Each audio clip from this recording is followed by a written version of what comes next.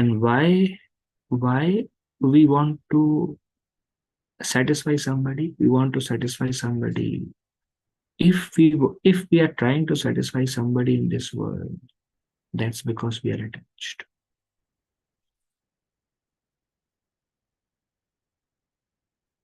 And that attachment then takes us away from Krishna. We become conscious of that attachment, and then we try to do everything towards what we are attached to. Just like, Prabhupada said, a young boy, a young girl, before marriage especially, the boy is trying to do everything for the sake of the girl, or vice versa. And then when we are attached to anything in this world, takes away our attachment to Krishna. In one of the instruction between Maharaj Rahugana and Jadbharata, Jadbharata tells Maharaj Rahugana that because of your attachment to the kingdom, you are saying or acting in such manner. Oh, rather, you should gain wisdom and act on knowledge.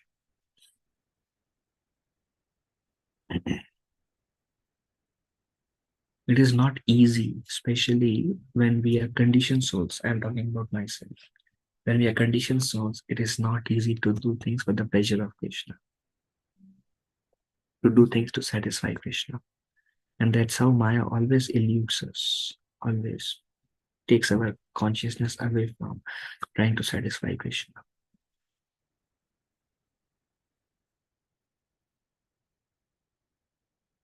Even in bhakti activities, even chanting, hearing, kirtanam, whatever we are doing, even those we may not be doing. I mean, most of us, anyone who is conditioned, even those are also very difficult to do it for the pleasure of Krishna.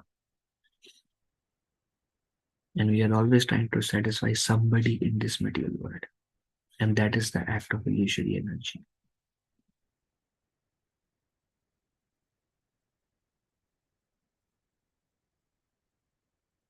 To be able to do something solely for the pleasure of Krishna is a state of liberation. His Sadhana Swami Maharaj says, if you are simply doing everything for the pleasure of Krishna, that's a sign that you are liberated from this material world. The family member for whom an attached person acts in so many ways, in so many criminal ways, are never satisfied. In illusion, an attached person serves such family members, and by serving them, he is destined to enter into a hellish condition of life. For example, a thief steals something to maintain his family, and he is caught and imprisoned. This is the sum and substance of material existence and attachment to material society, friendship, and love. So what do we get by trying to satisfy somebody's material world? Prabhupada gives an example. A thief steals in order to maintain his family. And what happens to thief? He is put into the prison. He's in prison. This is a sum and substance of material existence. In this material world, everyone is trying to do something for somebody, and all he gets is kicks from the material nature. The material nature does not see or he is trying. Prabhupada said there's also extended sense gratification when you're trying to do something for somebody else. And if it is not doing something for Krishna, even Bhagavatam says any activity, even one ashram activity, if it is not done to some siddhim haritoshanam, if it is not done to please Krishna, it is shraveva he came. It is considered as waste of time. Why it's considered waste of time? Because those acts are under the direction of the illusory energy, and those acts does not help us make spiritual advancement. And that's how our mind is always diverted from away. Mind is always taken away from Krishna.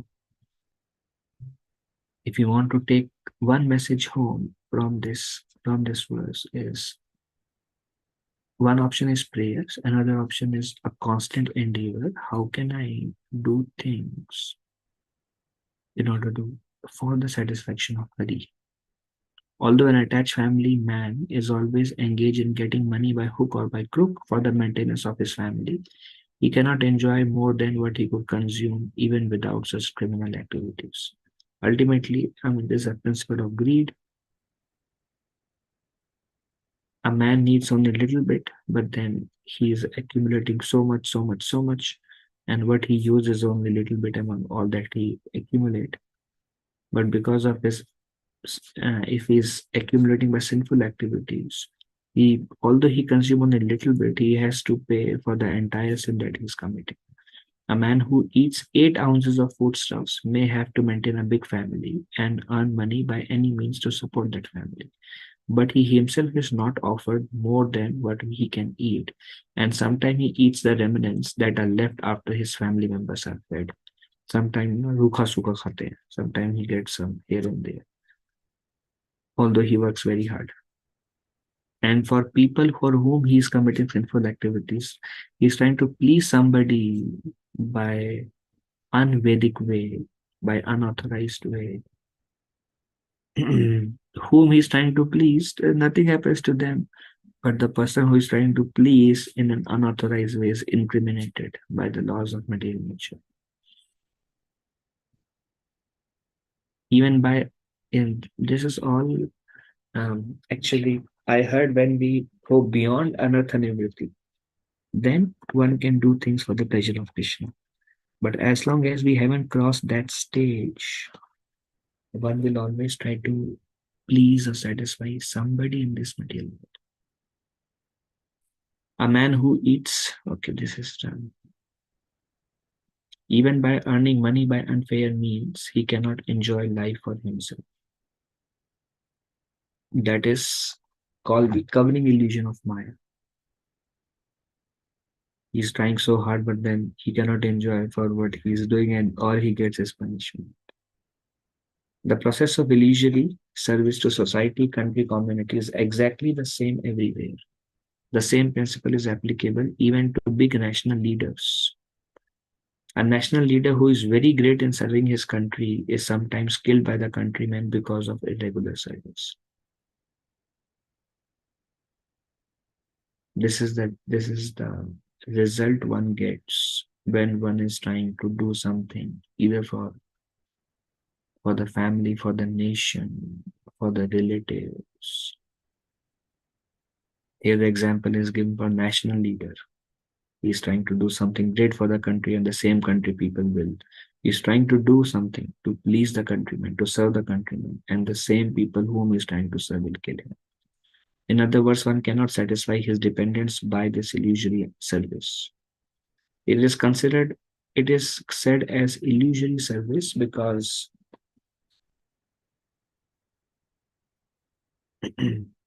this all these relationships are temporary.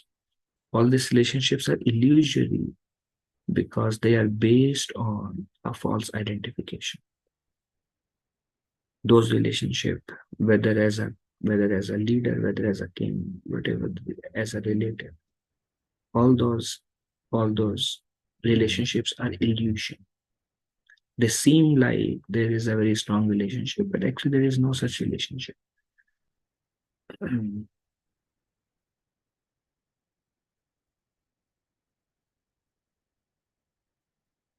Few years later, we won't be there, they won't be there.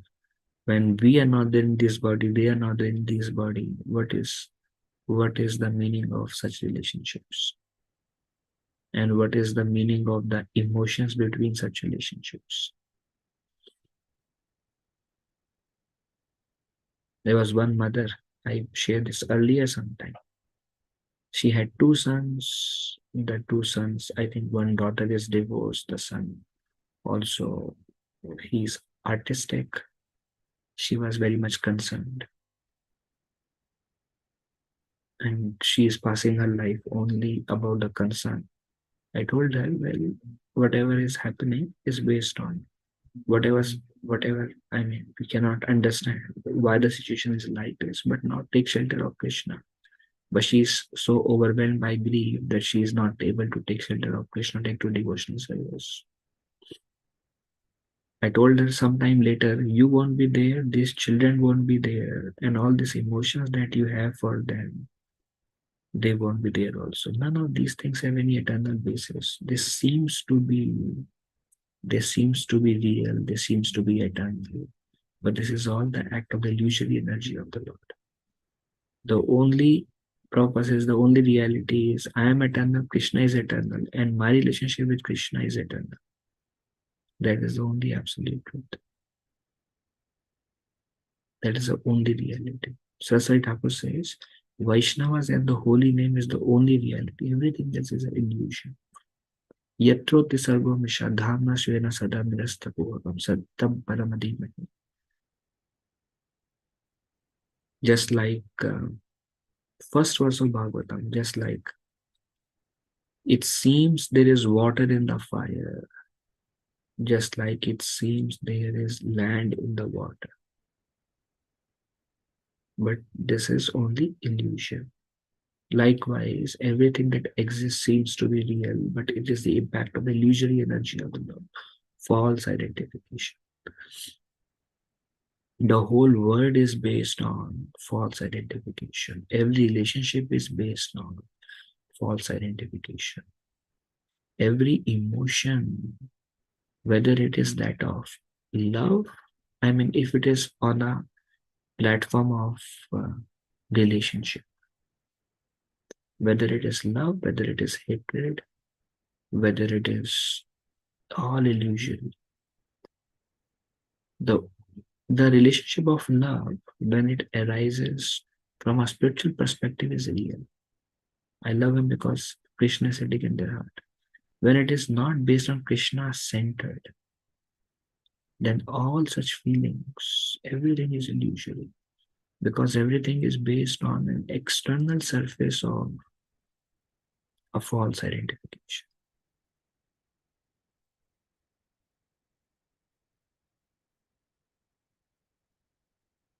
I am temporary, they are temporary, and the feelings I share between me and them is also temporary.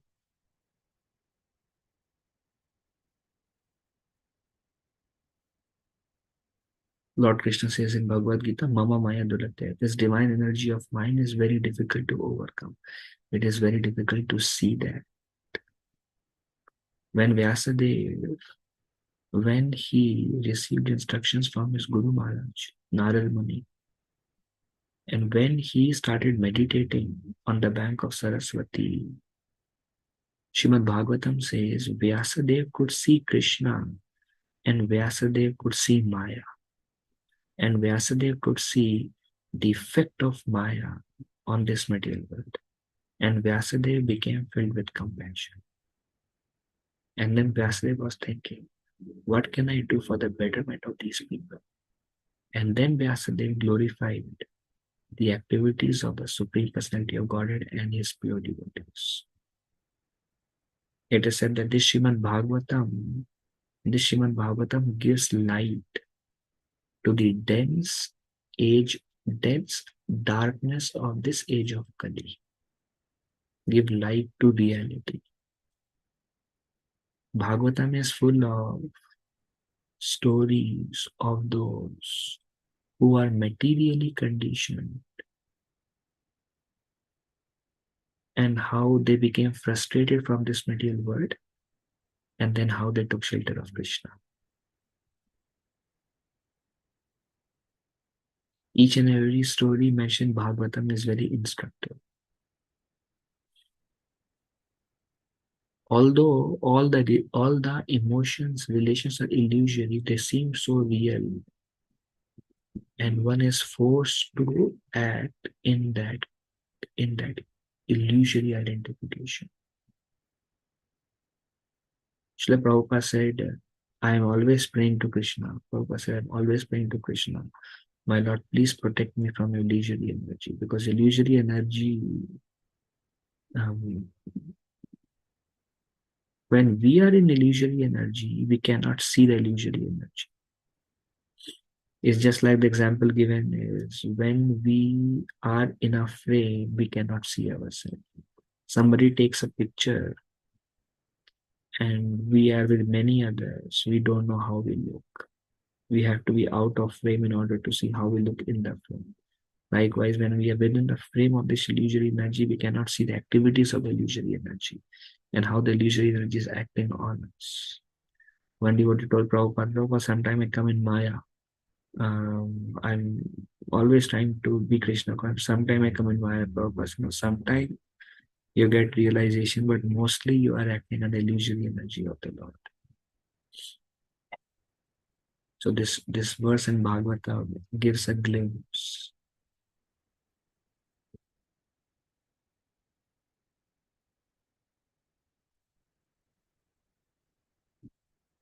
But it is very, very difficult to see, very, very difficult, or to speak about, to overcome it.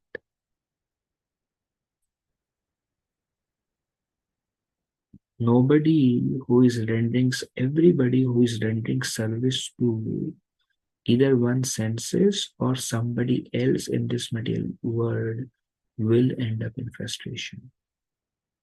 One of the lecture I was hearing, Srila Prabhupada mentioned about Mahatma Gandhi. Prabhupada said Mahatma Gandhi worked so hard to serve the nation. Mahatma Gandhi wanted my Indian countrymen should get freedom. And after very hard work, he helped them, and actually they got freedom. The Britishers left, and Indian countrymen took over uh, the presidency and the rule of India. And then there was a division between Hindu and Muslim. Prabhupada was there that time. We were not there. I mean, many of us were not there. Prabhupada was born in 1896. So Prabhupada was there when all these things was happening till 1977. So he closely watched.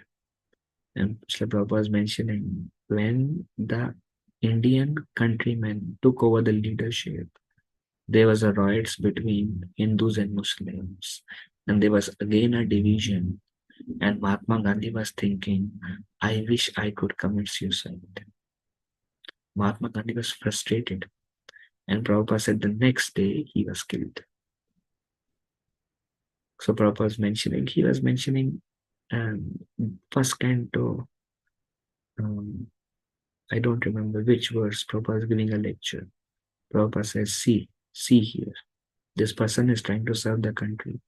He has given his life for the country. And what is the result of giving his life for the country? He wanted to commit suicide. And actually he was killed the next day. So I was mentioning nobody who is trying to serve anybody who is trying to serve in this material world will be frustrated.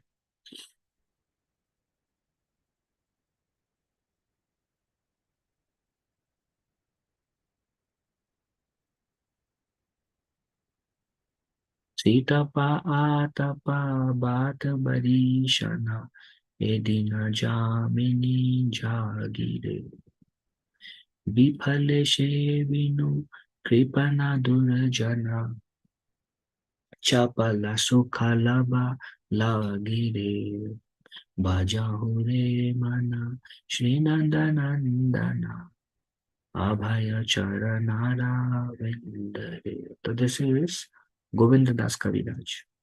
He sang this song. He says, Sitapa Atapa Bata Barishana Emina Jamini Jagire. Sitapa Atapa. In severe cold, I was serving nation, family, society. In severe heat, Atapa. Bata Barishana. In rain, I was severely trying to serve. Whom? Sitapa Atapa Bata Edina Jamini. Every day I was working, helping, I was serving. Bifale Sevinu Kripana Durajana. And whom I was serving day and night, in heat and cold, in rain and cloudy weather, whom I was serving? Kripana Durajana. Those who are undeserving people. Kripana. Kripana means Prabhupada says Kripana as narrow-minded, who cannot see beyond, who do not have a spiritual mind.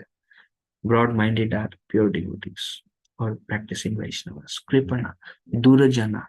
Sujana is good people. Durajana is Materialistic people. I was serving day and night materialistic people. For what? B- Um, Chapala Sukha Labala, for Chapala Sukha, for very, very fleeting pleasure. And then Govinda says, Kamala Jala Dala Jivana Tala Mala, Kamala Jala Tala Jivana Tala Mala. He says, the life is I'm serving all these people, which results in frustration, and my life itself is as short as a drop of water on a lotus. It will fall at any point of time. And then I'm trying to serve these people, and what does it lead to? It lead to frustration. Prabhupada was giving an example, like, I can relate very much with that example. Prabhupada says, like, for example, some people in Michigan, they say, well, Florida is very good, let me go to Florida. And because it's too cold here, and they go to Florida. When they're Florida, when summer comes, it's so humid and so hot, they think, oh, Michigan was good, let me go to Michigan. So Prabhupada says this is ignorance, because they are thinking somewhere else I could be happy. But the fact is, Brahma Bhuvana Loka Punavartino Arjuna, starting from Brahma Loka down to lower planet, all are places of suffering. Wherever you go, there is suffering. Sometimes I feel like if I change my situation and all, it may be the job is better, maybe the weather is better, maybe the place is better. Somewhere else I will be more happier than here. But this is all the act of illusory energy. But to speak about this material world, even Brahma Loka, Krishna says, Dukhalyama Shashvatam.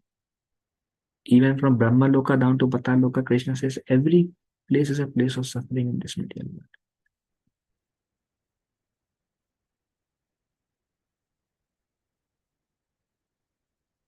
Nobody in this material world who is trying to find pleasure in this world is happy.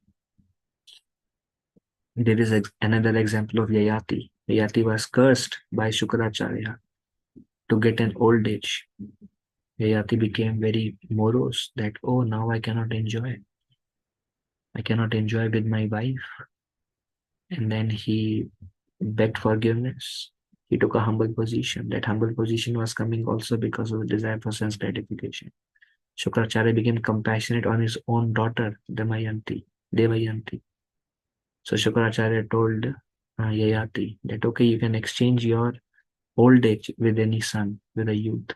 He asked the son. The son said, no, no, we are not interested to become old. But one of the son, Puru, he said, all right, in order to serve you, my dear father, I will exchange my youth. He became youth again, Yayati. And Puru became very old. And Srimad Bhagavatam says he enjoyed sex life with his wife Devayanti for 1000 years. This chapter is very, very like adverse fruitive activity is very, very direct chapter. Last to last verse were like a man become very much attached to solitary embraces of a woman. So Yayati became very much attached. For 1000 years he tried to enjoy, and after 1000 years he was frustrated. And then he realized that I cannot become happy here. Better I should take shelter of Lord Hari. Only by taking shelter of Lord Hari can I become happy. So he preached to his wife, Devayani. He told her there was a he goat, there was a she goat. They both enjoyed. The he goat lost the youth. The he goat exchanged the youth with one of his son. In this way, he gives an example. And then he enjoyed very much, and then in the end, he was never satisfied. No matter how much he tried to enjoy, he was not satisfied.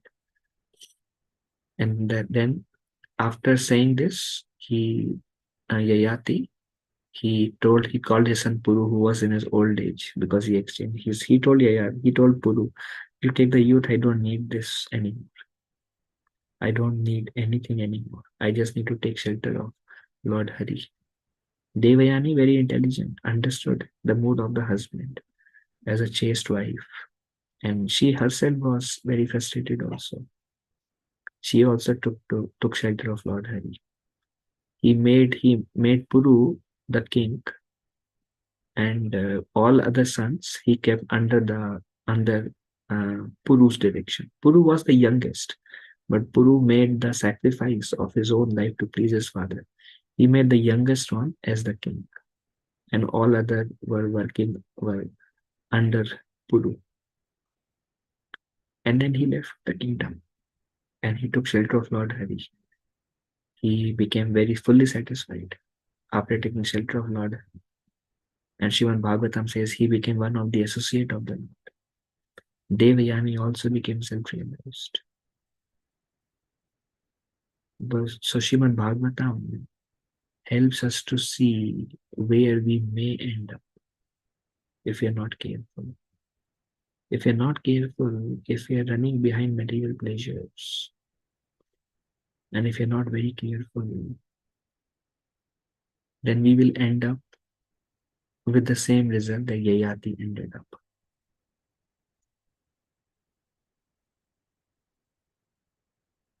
But it is very, very difficult. We are not the first class intelligent people who can learn by hearing. We are not there. And that's why a lot of our energy goes in satisfying somebody other than Krishna.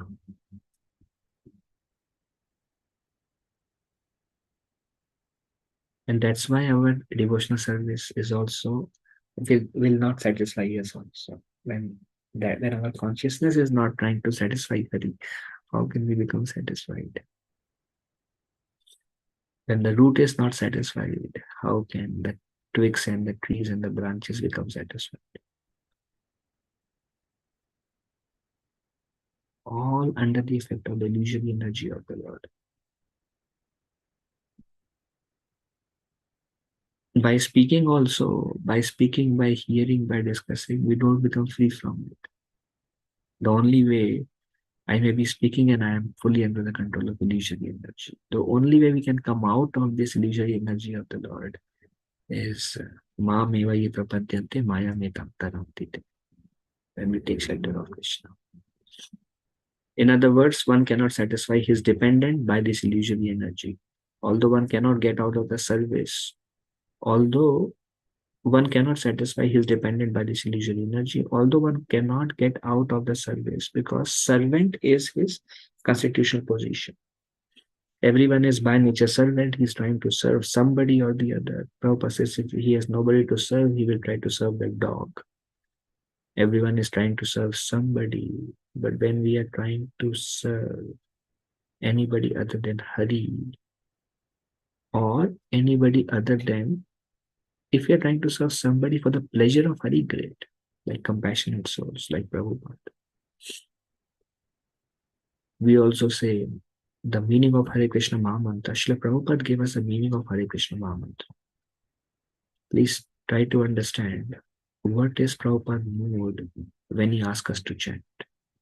Prabhupada said, when we chant Hare Krishna Mahamantra, the prayer should be, my Lord, please engage me in your service. My Lord, how can I serve? And those who have those prayers will be engaged in serving Krishna. Why? Because Krishna will reciprocate according to our desire. When we don't desire to render service to Krishna, Krishna will not do anything that we don't desire. He athama papadyant. So the Prabhupada prayer was, my Lord, how can I serve?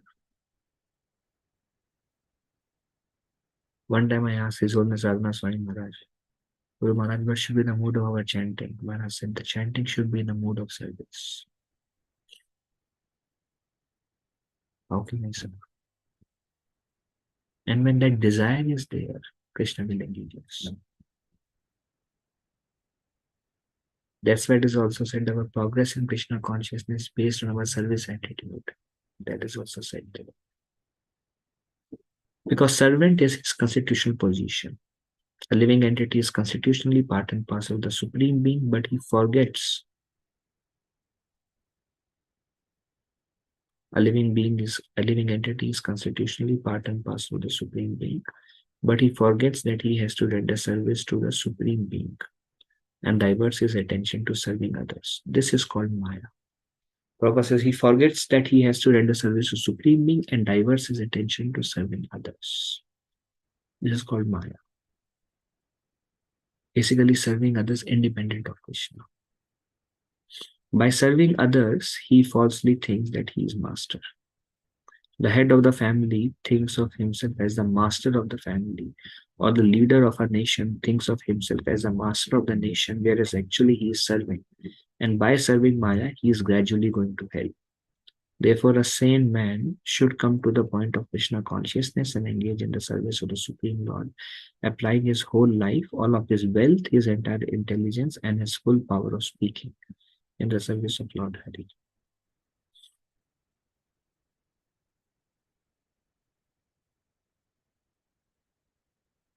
So, 2 points that I took home from this particular verse. One is when we engage in the service of Krishna, Prabhupada says when we engage ourselves in the service of Krishna, we get relief from service to Maya. This one thing Prabhupada said. Another is if we can do everything, if we can do our devotional service for the pleasure of Hari, whatever we do, Shravanam, Kirtanam, Seva. My Lord, I am trying to do this for your pleasure.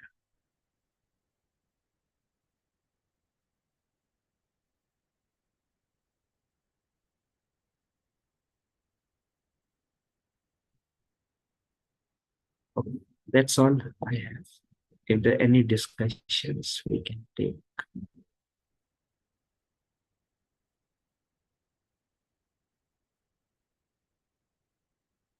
There is one question on Zoom. Then why Sandipani Muni asked Lord Krishna as Guru Dakshina to bring his son back who is died? Sandipani Muni knows all these things, still he asked Lord. I mean, yes, Sandipani Muni wife, naturally the mother has affection for the son, for the children. And they did not have any child. The child who was there, he died. And she has that motherly affection. And she knew that Krishna can only bring the child back. And then she told Sandipani Muni, and Sandipani Muni said, I don't think we should ask Krishna like this. He told his wife. Then she said, no, I really want my son back. Then she told Krishna, if you so desire, and he knows, Sandipani Muni knows Krishna is Supreme Personality of Godhead. That if you so desire, you can give my son back. Prabhupada also says, Grihastha life without children is barren, Prabhupada says. Without children. So having children is very good, but some who are advanced in Krishna consciousness, if one is keeping Krishna in the center, then everything is neutralized. Okay. Anything else? Anyone want to add anything, say anything, correct anything? Prabhuji, thank you so much for a wonderful class. I really like the points which you talked about, the detachment from the material world and also have an attachment to the lotus feet of Krishna. I also like the point you, especially the examples or references you gave from Srimad Bhagavatam, giving an example of Yayati. Um, His Grace Yogal Kishore Prabhu was also mentioning about Pururava just a couple of verses back on the similar plane. Because I had this question in terms of Canto 10 is considered to be the face of Lord Shri Krishna. And ninth canto, I think, is specifically talking about Pururava. I'm like, why are we talking about those topics at Canto 9, which is just about to see the face of the Lord? And based on your class, I had understanding it's until we are completely detached from the material relationships or whatever it is, and until we are not connected, until we are not attached to the lotus feet of Krishna, it's going to be a very difficult journey. Unless you want to add something on top of that, Prabhuji, but really appreciate this beautiful class. Good. I mean, there is another example, Pingla. frustrated. She was thinking maybe this man will please me. Maybe this next man will please me, frustrated. And then she took shelter of Hari and she like, now I've taken shelter of Hari. There are many examples in Bhagavatam of those who are trying to either please oneself or please somebody else and leads to frustration.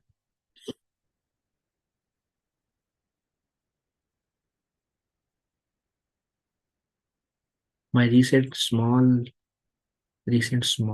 observation is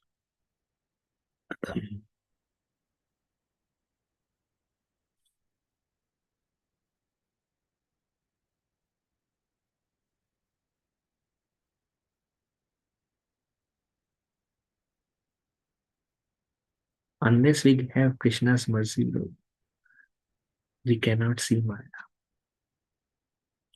And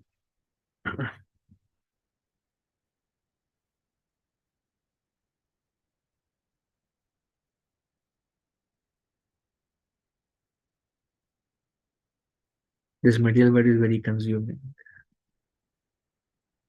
And how much we are absorbed in this material world, we cannot realize unless we come out of it.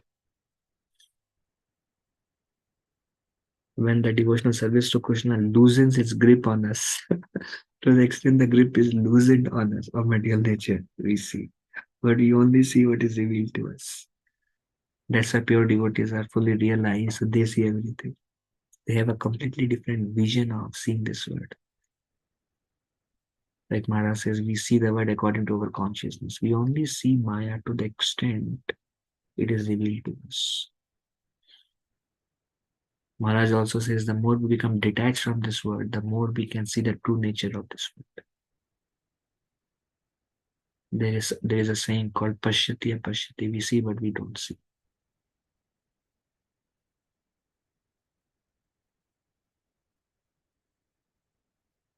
If you see this chapter is very like shaky. I mean, it will shake us. Adverse fruitive activity. There are some chapters like this in Bhagavad which will shake us. And this is how the Lord is explaining.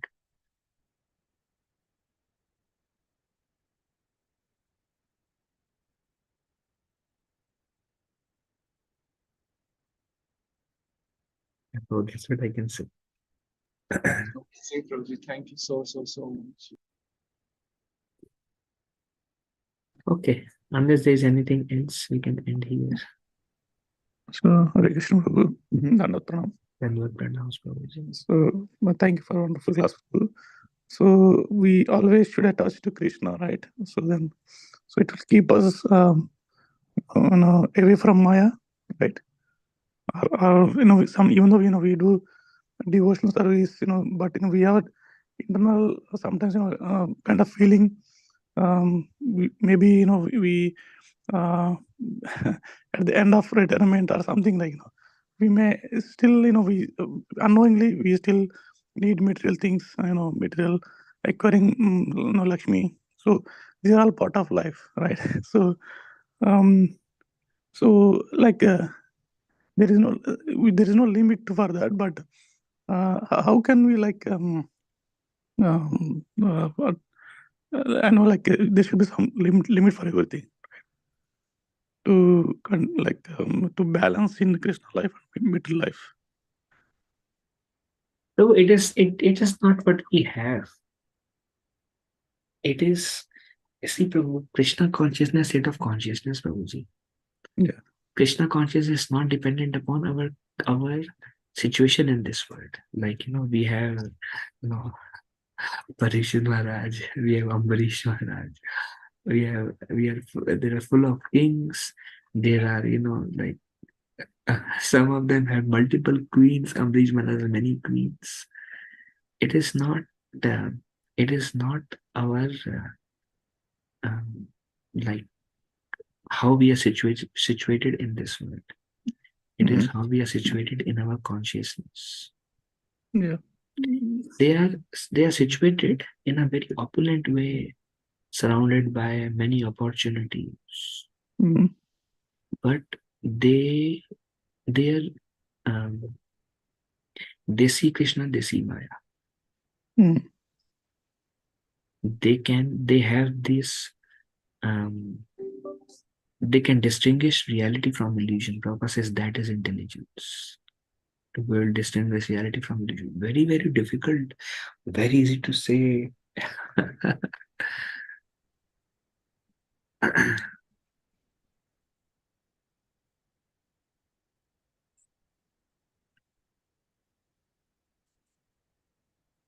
Yeah, okay, bro. My takeaway message from this verse is, can I do everything? Can I do everything to please Krishna? Can I do my activities to please Krishna? Very difficult. I'm always trying to please somebody other than Krishna. And that's the cause of bondage. And that is the effect of illusory knowledge. I like what Maharaj says, if we can do everything for the pleasure of Krishna, we are liberated souls.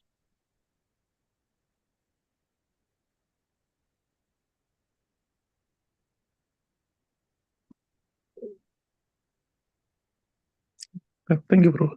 Hare Krishna. All right. I think we'll end here. If I spoke anything wrong, please forgive me as a humble servant. Vanchakalpatarubhesha kripa sindhu bhaivacha patitanam pavanabhyo Vaishnavebhyo namo namaha. Ananta Koti Vaishnavendra ki jai. Srila Prabhupada. Hello, pranams. Hare Krishna. Thank you.